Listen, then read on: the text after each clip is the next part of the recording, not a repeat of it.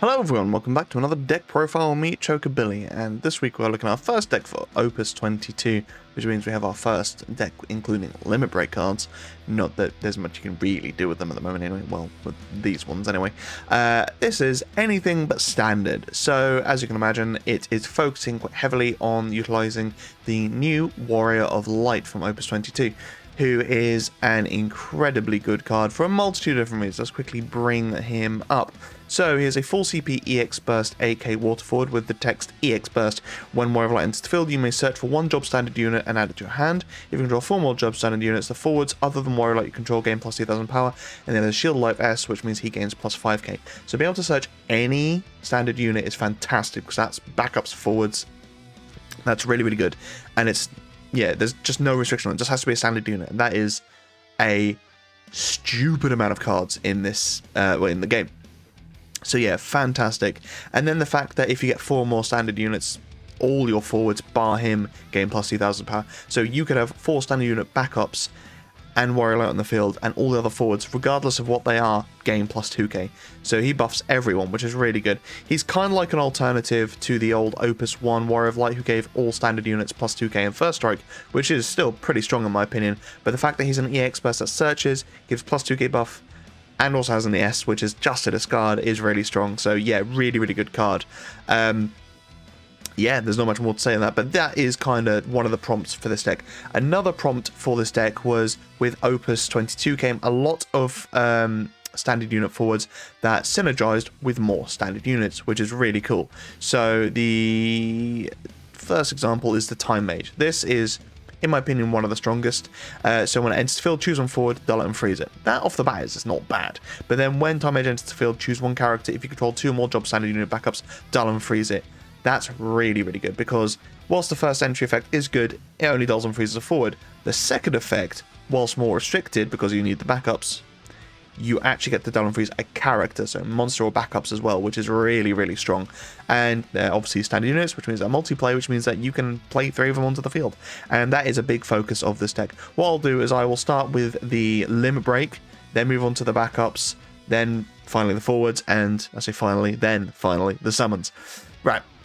So first up in the limit break cards, you will find this for probably the next few sets, bar a few deck types, where these cards are nice to have and they offer some means of protection, but realistically they are kind of win more cards and just cards that you play when you have nothing else to do. So Sergei, really good card, can dull a forward out of the way to push for game, can freeze a forward out to stop it from attacking, you know, really good card. Limit break 1, I think he's fine, but yeah, there's not much he really combos with per se. And then you've got Victoria, who is a Dragoon and is the only Ice Dragoon from what I'm aware of, and I think that also means now we have a Dragoon in every element, maybe bar Earth. I don't know if we have an Earth one yet, but yeah, regardless, she can enter the field and deal 7 gain something if your opponent only has 7,000 only has 2 cards in hand, which is, you know, fairly feasible. And then if your opponent has no cards in hand, then she gains plus 3k as well, which is pretty strong in my opinion. So yeah, really good card, and then break 2. Then finally got Leo. Yeah, just play him when you don't have anything else to play and you can draw a card off it. It's nice to have. And then finally Tidus. Tidus is a really, really, really fun card, and I used it a fair amount of times in this deck as well. But like I said earlier, he is kind of a win more card. If you're able to pay the 5 for him and then the 3 water for his effect to move a couple of things out of the way and then draw 2 cards, you're already in a pretty good position. That being said, you know, ultimately you could, I mean, that, and you also have to have the is it 8 characters on the field as well? Sorry, not 8 characters, 8 forwards and backups, which means that monsters don't count unless they've become forwards. So yeah, you just have to bear that in mind. Like I said, a win more card, kind of. But still very effective, and if you are in a position or a deck where you play, you know, some pretty quick flood in water, that might be worthwhile. So something like Vikings. And that is probably one of the things I should address with this as well, is that obviously in Warrior of Light, obviously with the Warrior of Light, sorry, and this set there has been a bit more support for Vikings. Last set had some good support for Vikings, but I haven't made a Vikings deck, despite the fact that Tidus is built for it, Warrior of Light is built for it, so is I forget what the Paladin as well from this set. So yeah, there's a lot of good cards for that, and it'll come down the line, don't worry. But I wanted to do something a little bit different. But yeah, ultimately, Limit Break cards, really effective, really useful, pretty balanced in my opinion, minus Montleonis. But yeah, just nice to have. Anyway, backups. So moving on, as you can imagine, to a lot of standard unit backups. Uke and yeah, just the Uke. Standard unit reveals a card. There's a lot of power and be able to see what your next card is and be able to put it to the leave it on top of your deck or put it to the bottom. That works quite nicely with any abilities or any effects which are going to be revealing off the top of your deck as well. So if you have something in line where, you know, you get to reveal a top card, play it onto the field, something along those lines, playing something like Uke is really useful, and obviously Water has a lot of that. Then we've got Arcanus. So select one number, all the forwards of that cost cannot attack this turn. A really nice way just to be able to stall out your opponent with multiple forwards, and given how prevalent the likes of Warrior Light decks were using Warrior Light in lots of 3 CP forwards, similarly with Warriors, with Axstar. So yeah, being able to use things like Arcanus to be able to just stop all those 3 costs in their track is really useful, and again is a standard unit. Flintlock, another standard unit, and only a one-off, but ultimately offers some form of protection against chip damage as well, because during this turn, if it is dealt damage, the damage becomes 0 instead. Bear in mind that Flintlock obviously was errated, as Materia Hunter has pointed out here. So the ability text, oops a daisy. Oh, that's cool. Well, there you go. If you click on the errata, it actually takes you to the page that has the errata on. Didn't realize it did that. We all learned something new today. Can I go back, please? Please? There we go. Yeah, so during this turn, if it's damage dealt less, the damage becomes 0 instead. So yeah, whereas it was before, it doesn't receive damage less than power this turn, which is the old wording. It doesn't apply anymore. But yeah, ultimately provides protection against chip damage, and yeah, standard unit. Bard. Really, really like this card. Dull, return Bard to its owner's hand. You can only use the ability during a turn. I've always liked these cards because you can effectively turn 1 CP into 2. It obviously is a return to hand as well, so if you're running something like Leviathan, then that triggers that to do minus 9k to something, which is pretty strong. But ultimately play it onto the field to make your opponent discard 2 cards for 2 CP.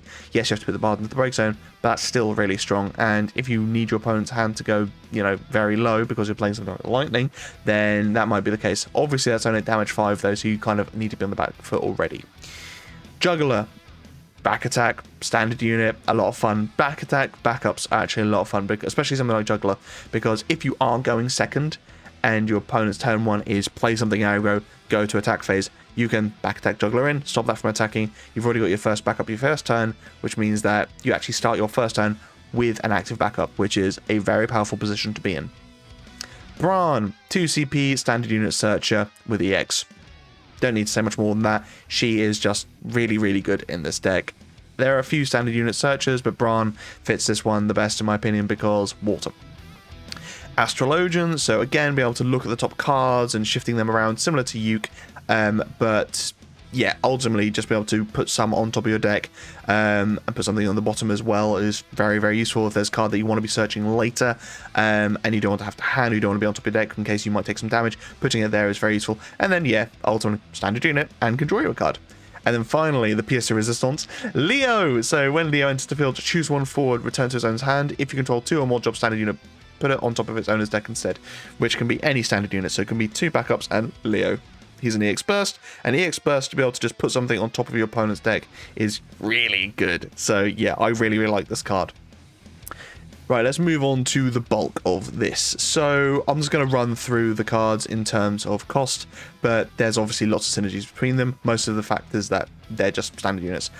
Lightning. So Lightning's a really fun card to play because of the fact that you can cheat her onto the field with the new Paladin. So when Paladin is to the field, choose 1 forward of cost 2 or less in your break zone. If you control 2 or more job standard units, play it onto the field. So one of the newer cards that synergizes off of having lots of standard units. So you'll be able to play Lightning onto the field without worrying about her cost restrictions really good. Similarly with Zezat as well. And being able to discard Zezat, something else, to play Paladin to then get back Zezat is also really nice because the cost required to cast Zezat is increased by 1 for each card in your opponent's hand, similar to Lightning. However, Zezat gets to discard something from your opponent's hand, but only when they have, I think it's 3 or more cards. So that means Zezat would have to cost you 4 for that effect to happen. So being able to cheat Zezat onto the field to make them discard, but not having to have paid 4 for him is really good. And similarly, being able to attack and plus 1k to your entire board is really good, especially when you've got Warrior Light's effect on the field, which is buffing 2k to all your forwards as well. Going back to Lightning, yeah, just making it so that you can nuke your opponent's hand, pass turn, deal opponent damage, win the game hopefully, is really useful. I don't have to justify Lightning, she's a really good card, but being able to cheat her onto the field and recur her through something like Paladin is fantastic.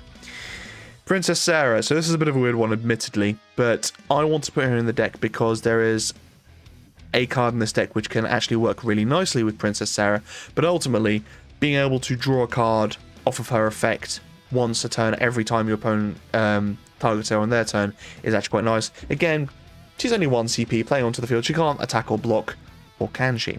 So I'll just jump to the card now. It is the Bard from Opus 21. So pay 0, choose 1 forward, it loses all its abilities until the end of the turn. You can only use the ability once per turn.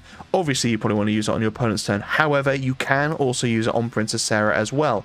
And Princess Sarah is chosen by summons or abilities you may draw on card. Doesn't matter whose ability it is choosing her, if it's yours, you get to ultimately draw a card off of that effect. But that also works nicely because then Princess Sarah can block because she's lost all of her abilities. Similarly, on your turn, you can make it so that she can attack as well. So your opponent might forget that. You play Bard onto the field. Princess Sarah can now attack. Yeah, that's quite funny. 9 times out of 10, you'll be wanting to save Bard's effect to be able to blank one of your opponent's forwards. But if they don't have any forwards, or personally, Princess Sarah's more worth it, say you play your Uke and you leave the card on top of your deck and you want that card in your opponent's turn, you can then Bard your Princess Sarah to get a card off the top of your deck, which you saw with Uke.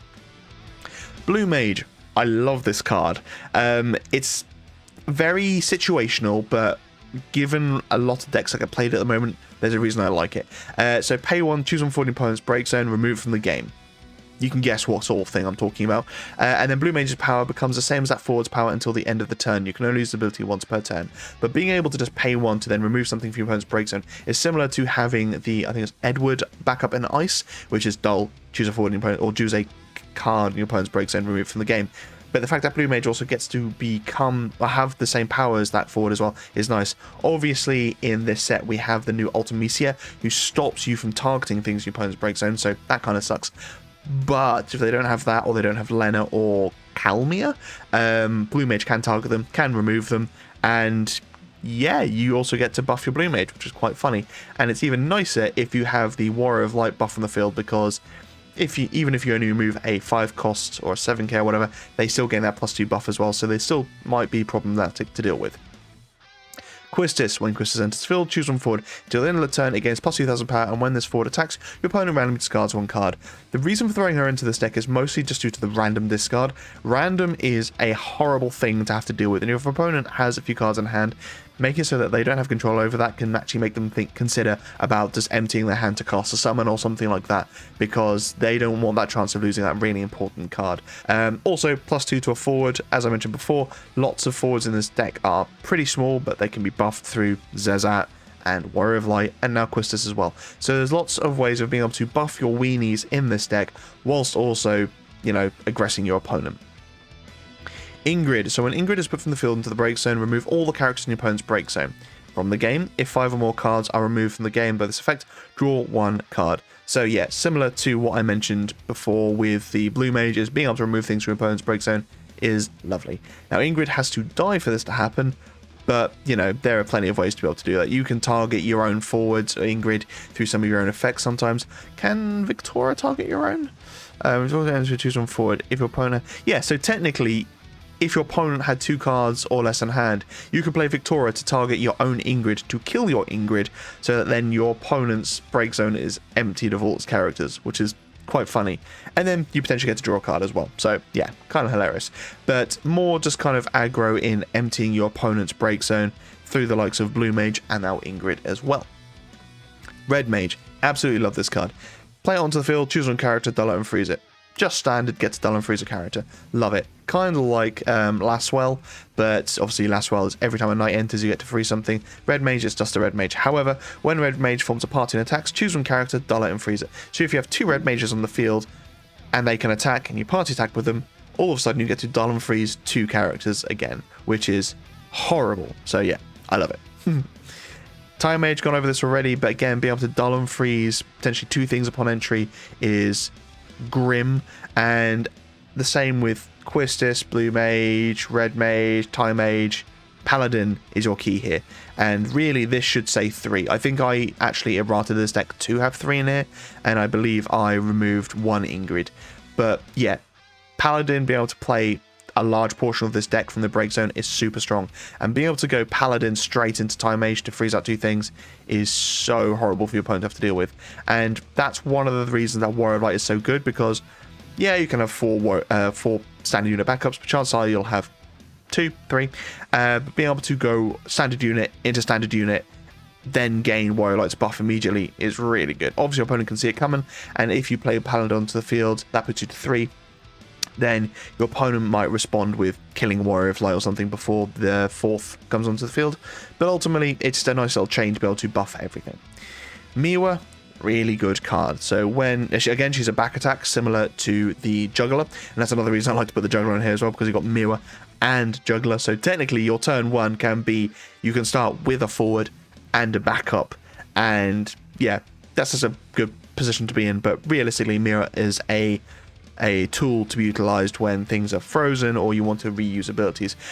When she enters the field, activate all the forwards you control and negate all damage dealt to them. Again, damage negation is really, really strong. Negation's also important because negation doesn't reduce damage to 0, it simply clears it of any damage. So it means that even if your opponent, or if you've got a forward that's taken 8k damage and it's a 9k, you play Mirror onto the field, it is as if it has never received any damage whatsoever. So things like Kuchaspam or whatever don't stop negation, which is important. And then at damage 5, when Mirror enters the field, all the forwards you control gain plus 2000 power till the end of the turn as well. So again, another means of buffing all your forwards, and that's really, really powerful because obviously, yeah, it's at damage 5 when you're on the back foot. However, it's back attack, which means that you can still play it when you've taken your 5th point of damage. You might be about to go to game, you can then back attack Mirror into the field, activate all your forwards that you otherwise couldn't block with previously, also buff them, and yeah, just a fantastic. So you basically, let's say your opponent has 3 forwards that can attack.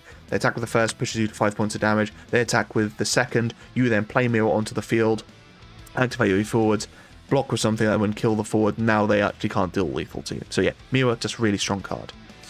Reaper enters the field, choose 1 dull forward, cost 3 or less breaker, or your opponent discards 1 card. Again, technically a way of killing your own Ingrid if you wanted to. But yeah, just an insta break in ice is nice. I realize it's 3 or less, but that's still a large portion of really effective cards. I mean, I've been raving about how good a lot of these cards are in this deck, and most of them are 2 or 1 costs. So yeah, Reaper being able to break those is very nice. Or just make your opponent discard a card. This is a fairer version of Thaumaturge, to be fair, and I really like it. We skipped over DGS Trooper First Class from Opus 3. The ice job standard unit forwards you control gain plus 2000 power. Here's a card that a lot of people forgot about, but it is actually quite funny. I'll be honest with you, never actually really got the chance to play it. Not because of the fact that it's a bad card, it's just that dulling and freezing out my opponent's forwards or characters was more important than playing this onto the field.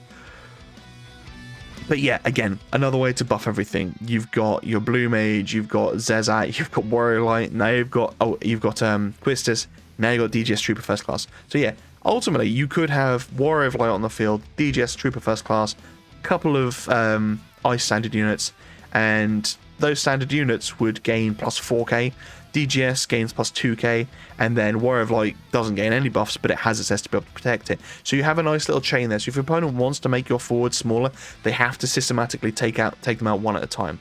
So yeah, quite funny. And then obviously I went over Bard, a really effective card, to be honest. It's a shame that it doesn't really have anything more. I think it would be better if it were like a 3 CP 7k forward potentially. It falls under, it's a lot weaker doing that. However, 8k 4 cost isn't really that much of a benefit anymore. 4 cost 9k maybe, but yeah, ultimately just being able to pay 0 to make something lose its abilities and be able to potentially have 3 of this Bard on the field as well is really strong. So making it so that you can blank your opponent's Demon, blank your opponent's, I don't know, Tidus, or you know, any good card really is very, very useful. And at the worst, you're just blanking your own Sarah to make her to be able to attack, block, or draw a card. Warrior Light, gone over him. Fantastic card, can search most of this deck, including the backups.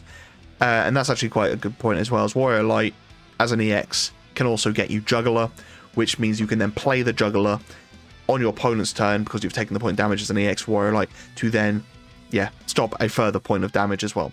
And then finally, Paladin, really the thing that makes this deck tick. Being able to replay all these forwards, well, most of these forwards, back onto the field through his entry effect is just so incredibly strong. He's standard brave as well, but being able to, you know, buff him through the likes of Warrior of Light or Quistis as well, really good. But yeah, just that constant recursion is not something you should turn your nose up at. There's a reason that I think it's Opus 5, Lena, used to get played all the time. Paladin is just a multiplayer version of that, and it's so strong. So yeah, don't sleep on this card. And then finally, the summons. So, Matthias, to be able to freeze all your opponent's backups or freeze your opponent's forwards. If you're freezing stuff out through red mages and time mages and things like that, then you're already in good stead. But making sure they're locked down for a couple of turns might be what you need. And similarly, you can swarm pretty quickly as well, so making sure your opponent's forwards also locked down, potentially through Matthias as well, is very useful. Shiva already got something like DGS First Class to be able to buff all of your ice standard units, but if you just need to buff all your ice forwards in general, Shiva might be the best way to do it, or ultimately deal 9k to a dull forward. Leviathan, cancelling any entry abilities, so your opponent pays, you know, the 7 limit break and the 7 or 8 or 9, whatever, CP to play Shanto Dawn to the field, cancel it with Leviathan. You know, there's so many things that you can cancel using Leviathan's effect. And personally, I think it's kind of must-have to be able to cancel, because there's so much disgusting stuff that can happen now. Shiva, making it so that all your opponent's characters lose abilities, monsters that can no longer become forwards, backups whose passive effects no longer matter. It's just such an incredibly strong card to have. I was raving earlier about how useful Bard is to be able to blank one thing. Being able to blank everything is so good. So yeah, you can obviously cast Shiva to make it so that your opponent's monsters can no longer become forwards. They respond with potentially making them forwards, but that then means they're more vulnerable to you to be able to hit them for, you know, damage or whatever. Ultimately, yeah, just fantastic card. And then finally Anima, because paying 3 CP to remove a forward is just incredibly good. Even if your opponent gets to draw a card, who cares? Obviously, you could run Yuna as well to make it so Anima's only at 2 CP summon, which is even more ridiculous. But yeah, just Water and Ice got some incredible summons this set, and yeah, just really, really good. And obviously, this deck really loves to utilize just moving things out of the way nice and cheaply, and Anima really kind of fits into that as well. It's like, oh no, there's a problematic forward, remove it. And removing is so powerful because obviously your opponent loses access to that card. So yeah. And that is this deck. It is a lot of fun. I really, really recommend building something with Warrior Light and these standard unit cards.